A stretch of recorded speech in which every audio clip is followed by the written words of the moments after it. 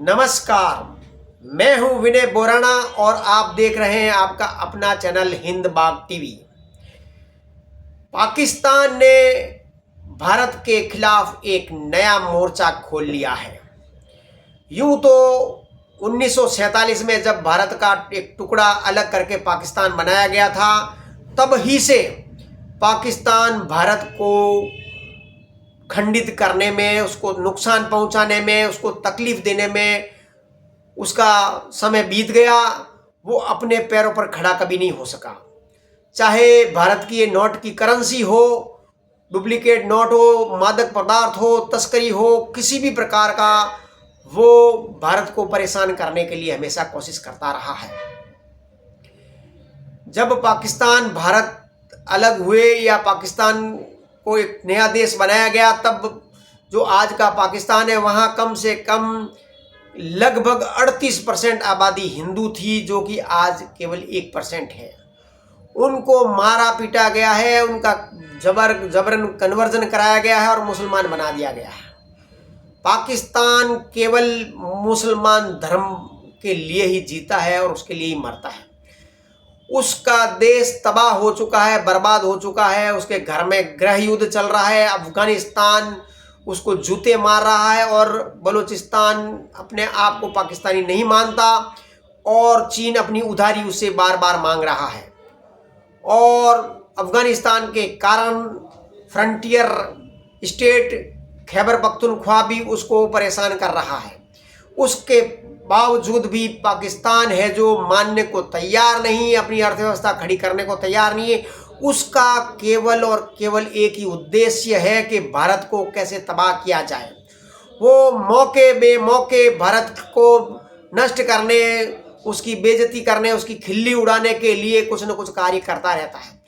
बांग्लादेश का जो सत्ता परिवर्तन हुआ है या शेख हसीना का जो सत्ता से बेदखल हुई है, उसका पाकिस्तान का संपूर्ण हाथ है। अमेरिका का तो हाथ है ही है, क्योंकि अमेरिका भी चाहता है कि वो पाकिस्तान जैसे आतंकवादी देश की बदौलत वो भारत को अस्थिर कर सके और भारत बड़ी इकोनॉमी नहीं बन सके। जब सत्ता परिवर्तन बांग्लादेश में हुआ तो यूनिस सरकार आई, जो कि एक कट्टरपंथी सरकार है, कट्टरपंथियों का कहना मानने वाली है। जब ये यूनुस बैंकर था, माइक्रो बैंकिंग का काम करता था, गांव गांव में उधारी देता था और मुस्लिम धर्म के अनुसार ये बैंक चलाता था और कुछ इसने आम जनता के पैसे हड़प लिए, धोखाधड़ी कर ली, तो शेख हसीना सरकार ने इसके खिलाफ केस किया। तो ये बांग्लादेश छोड़कर भाग गया था, अमेरिका चला गया था। वहाँ पे डीप स्टेट ने मिलकर और अमेरिका ने मिलकर ISI intelligence service of intelligence Pakistan की खुफिया कंपनी ने है जो बांग्लादेश में ये कुचक्र रचा और शेख हसीना का गद्दा पलट दिया, सत्ता पलट दिया और शेख हसीना को अपनी जान बचाने के लिए भारत में शरण लेनी पड़ी। अब पाकिस्तान के कट्टरपंथी मौलवी सब के सब बांग्लादेश में डेरा डाले हुए हैं। लगभग 1.5 करोड़ की हिंदू आबादी बांग्लादेश में रहती है। उन कट्टरपंथियों ने एक चिकन नेक है जो भारत का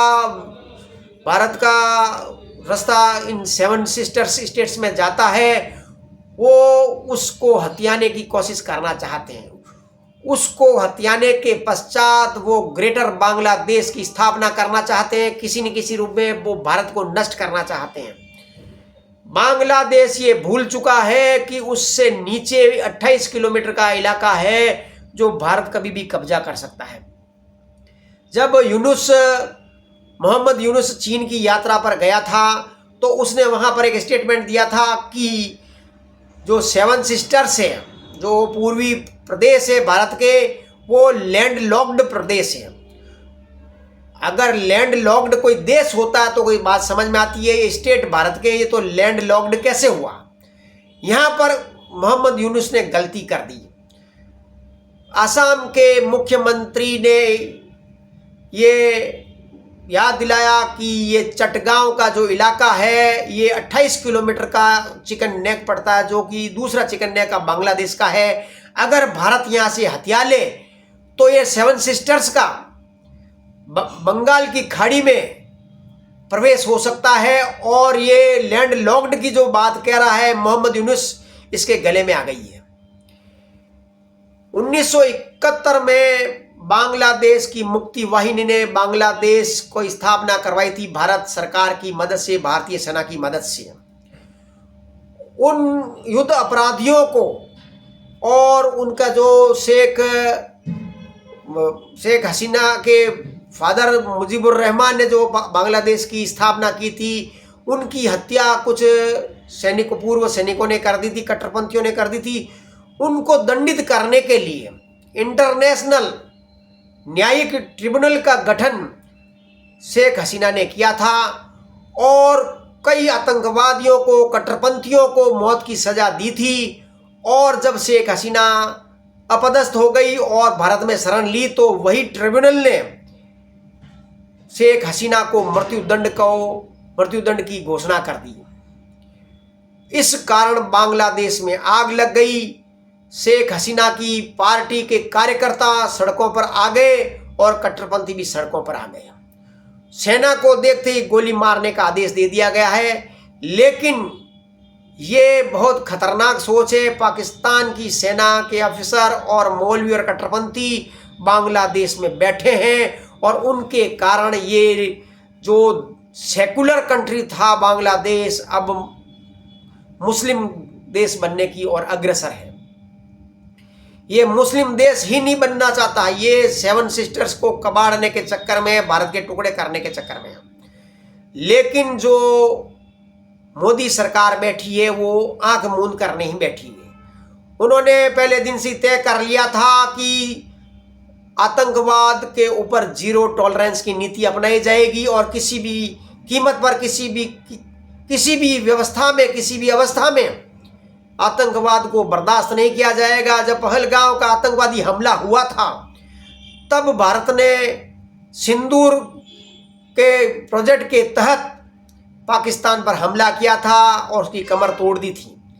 लेकिन आप देखते हैं, आप जानते हैं, दुनिया जानती है कि वहाँ पे गाजा पट्टी में इजराइल जो इतना पीट रहा है इनको, फिलिस्तीनियों को, फिर भी वो दबने को तैयार नहीं है। तो बांग्लादेश के लोग कैसे तैयार होंगे, पाकिस्तान के लोग कैसे तैयार होंगे? उनको भली खाना नहीं मिले, लेकिन जिहाद करना उनके धर्म में अनिवार्य है। तो भारत के खिलाफ अगर वो जिहाद कर रहे हैं, वो अपना धर्म का काम कर रहे हैं। भारत सरकार को निपटने में बहुत परेशानी होगी, क्योंकि भारत की स्लीपर सेल जो परेशान कर रही है। अभी फरीदाबाद में जो बम विस्फोट हुआ था, फरीदाबाद के अल फलाह यूनिवर्सिटी के जो डॉक्टर्स हैं, उन्होंने दिल्ली के लाल किला गेट पर जो बम विस्फोट किया था, वो अब अलग प्रकार की श्रेणी में आ गया है। अब टेक्नोलॉजी के तहत युद्ध किए जा रहे हैं। जहर देके या दवाई में जहर देके यहाँ की आबादी को बड़े भारी पैमाने पर नष्ट करने के लिए सोचा जा रहा है। अधिकतर कश्मीर के लोग हैं जो अल फलाह यूनिवर्सिटी में पढ़ते हैं, MBBS करते, विदेश से भी करके आते हैं, और वो कट्टरपंथी मानसिक जिहादी वाले हो गए हैं। उनकी मानसिकता बड़ी एकदम पागलपन वाली हरकतों वाली हो गई है। वो किसी भी सूरत में यहाँ पर गजवा हिंद करना चाहते हैं।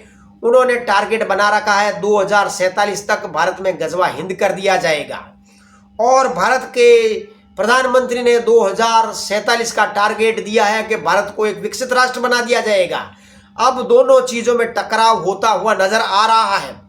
भारत की स्थिति खराब होने जा रही है, और वहीं भी स्लीपर सेल जो खर्च काम कर ही रहा है। सबसे बड़ा विपक्ष का नेता राहुल गांधी भी इनकी पाकिस्तान की भाषा बोलता है, और पाकिस्तान के जो काम करवाने का जो प्रोजेक्ट है उसको पूरा करने में वो लगा हुआ है।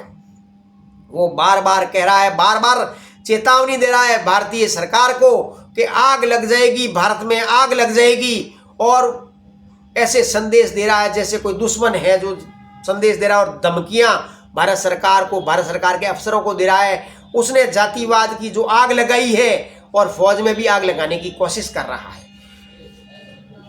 नरेंद्र मोदी सरकार ने सदैव इंदिरा गांधी के द्वारा आपातकाल लगाने का जो विरोध किया है वो परिणति होने वाली है।